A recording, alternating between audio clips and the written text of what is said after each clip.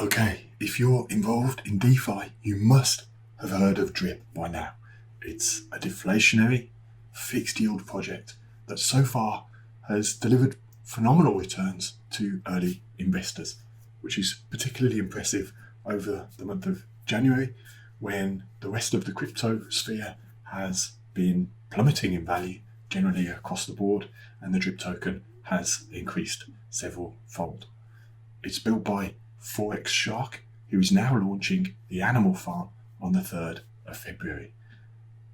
Now, this promises to also bring deflationary token mechanics to the world, this time of yield farming and lending. So can it work? Here is a quick look.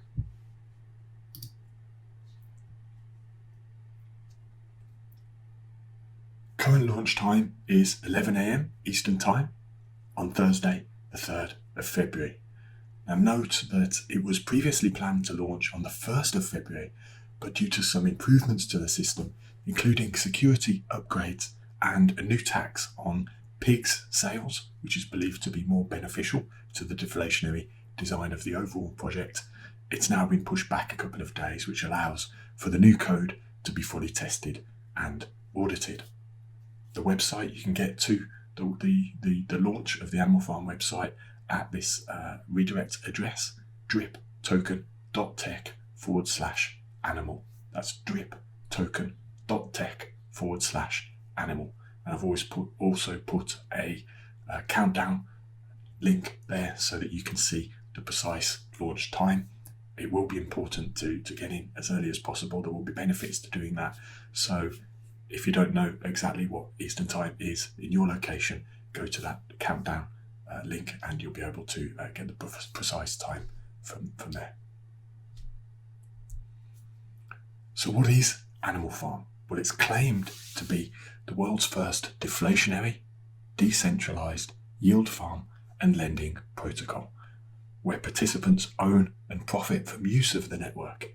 Hence the George Orwell Animal Farm references, which allude to how the pigs took ownership of the farm from their selfish, centralized farm owners. So let's look at some of these terms. For those of you that aren't sure what some of them might mean, well, what is a yield farm? Just a quick definition. It's, of course, a decentralized finance platform or protocol where you can earn yield or profit by staking tokens into it. In some ways, it's similar to putting your cash into the bank. They use it to make money and they give you profit in return for giving them that permission. Only with banks these days, of course, what they give you is virtually nothing. With yield farms, you can get much more. Of course, there's more risk involved too, but you can get a lot more. What is a lending protocol? Well, a lending protocol is just a platform that lends crypto tokens from one person to another. The entities borrowing the tokens, of course, pay interest on their loans, meaning that you, as a lender or a yield farmer, can effectively lend your tokens out in return for a profit just by depositing them into a yield farming or lending protocol platform. So yield farming often works together with lending protocols as the platforms enable lending using the tokens that have been deposited by lenders or yield farmers, and it shares the rewards with them. So let's look at that graphically. We can see how these things tend to work together. So we start with the lender or yield farmer. They deposit their crypto tokens into the DeFi platform. They do this, of course, because of the promise of returns or profit or yields that will come from the platform. So how is the platform able to provide those returns? Well, it lends the crypto out to the borrower. The borrower pays interest, and that is then paid, or some of it is paid and shared with the people that gave it the tokens in the first place. So what does deflationary mean in this case? Well, actually, most platforms where you can farm or stake tokens or lend tokens, they often result in you being paid some or all of this yield in tokens that are considered to be inflationary. In other words, the platform creates a token of its own, let's call them the new token. It sets a value for those and then pays some or all of the yield in that new native token, the new token. So the lender often chooses, rather than to keep those tokens or reinvest them, they can often sell them back into the market. And as a result of supply and demand, this increases supply often faster than the demand increases, and that results in the value based on simple supply and demand, the value of those tokens dropping. When people expect that to happen, they sell even faster, and it creates this kind of inflationary cycle that pumps down the prices of those new tokens. And the more tokens that the DeFi platform creates, it inflates the supply and it doubles down on this effect. So Animal Farm has actually been designed with a number of mechanisms that are intended to balance out these supply and demand pressures, reduce supply when it's needed to be reduced, and all of these things are expected to combine and result in a lower downward price pressure over time. Therefore, it's being called a deflationary model. And if it succeeds, it could prove to be a really interesting new development in DeFi. So let's take a look at the actual site. So this is the Animal Farm. We'll take a first look at the pre-sale page, but don't get too excited about this. Despite this message here, the public sale has now finished. They've sold a bunch of these PL2 tokens in return for BUSD. Those BUSD tokens are being used to help liquidity and rewards when the actual launch happens on Thursday, the 3rd of Feb.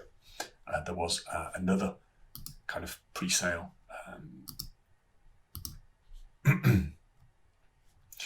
If we look here at the mana.farm, this was operating as another kind of warm-up to build liquidity to help the launch of the Animal Farm. It only ran for a couple of weeks, and so effectively all of the pre-sale opportunities are over. So now the most exciting thing you could potentially do is to join the platform as soon as it launches.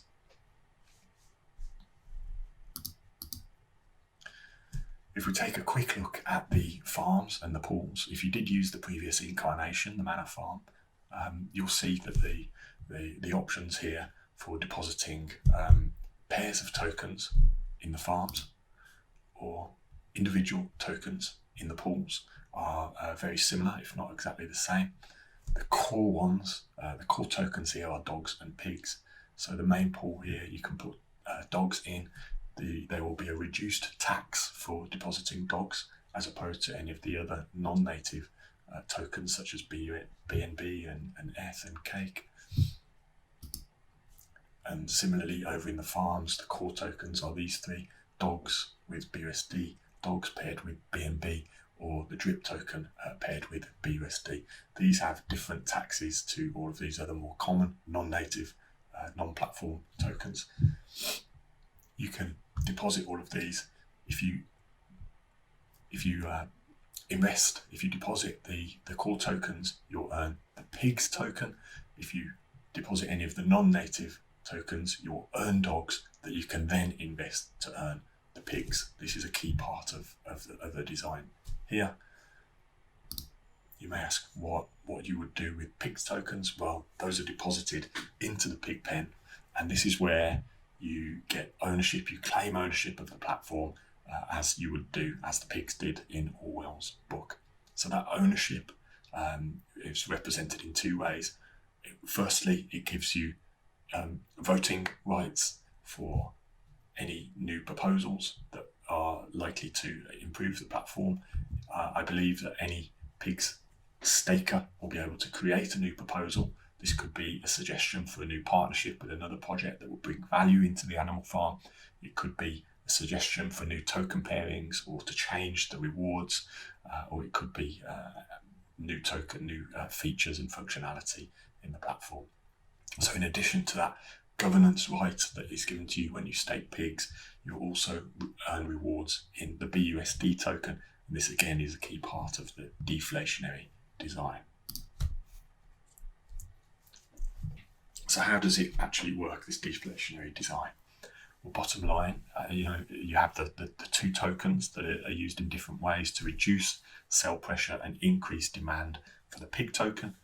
Paired or staked dogs or drip tokens will result in you earning those pigs tokens. The pigs tokens that are staked in the pig pen provide that governance that we mentioned, as well as the BUSD dividend that comes from the various deposit fees and taxes that are incurred by other usage of the tokens and the platform.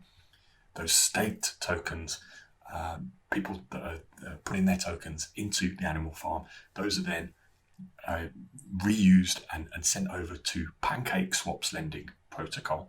PancakeSwap, of course, being the main DeFi platform on the Binance Smart Chain, and the profits that come from that, some of them are used to buy back dogs and pigs tokens, again increasing demand for them and reducing supply to push price upwards. So there are a variety of these taxes and fees and mechanisms in place, along with buybacks and dripped rewards for pigs tokens holders, as well as something called the DDSCA algorithm. All of these are designed to smooth out any downward price pressures and to gradually increase the upward pressures on the tokens. After the initial period, most projects tend to see their token price plummeting. The idea is to either push that back or permanently get rid of that downward price pressure. So the governance power of pigs, combined with returns being paid in BUSD when you deposit pigs, rather than being paid out in the native tokens, this means that you're not selling the native tokens anywhere nearly as much as you would on an inflationary platform, and you'll instead be more likely to swap those BUSD back into dogs or pigs and put them into the platform, again increasing the upward price pressure. So we will explore all of these mechanisms in another video when I do a deep dive, but that is just, I think, a pretty useful quick overview. So the question is, a big question many people would have is whether this animal farm can be trusted. New innovative DeFi projects often end up being scams or being poorly coded and prone to hacks.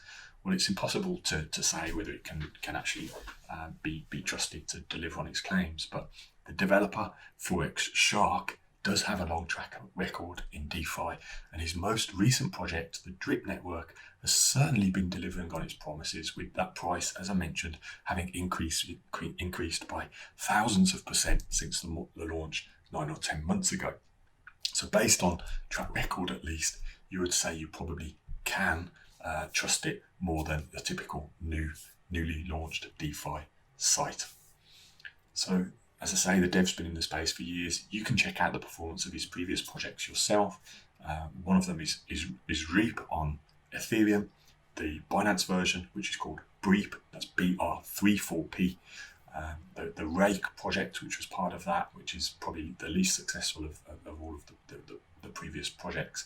And of course, Drip, which is the most recently launched one, is currently going like absolute wildfire. So as far as I know, there have been no rug pulls, no hacks, no scams over the last few years on any of these projects, so far at least. So he's learned the ropes. His latest projects seem to be really pushing forward with new innovation, smart ideas, and excellent code. That doesn't, of course, mean that he'll get this one right, but the chances, I think, are pretty good. So how to join the animal farm? Well, of course, you have to wait for the launch. You need to get ready. You need to have your tokens in place that you want to deposit. Take a look at the farms and the pools and decide which ones you want to invest with. Of course, you won't be able to see the percentage returns until that launch. We'll get into strategies on another video, but you can sign up at this address, driptoken.tech/animal. Good luck.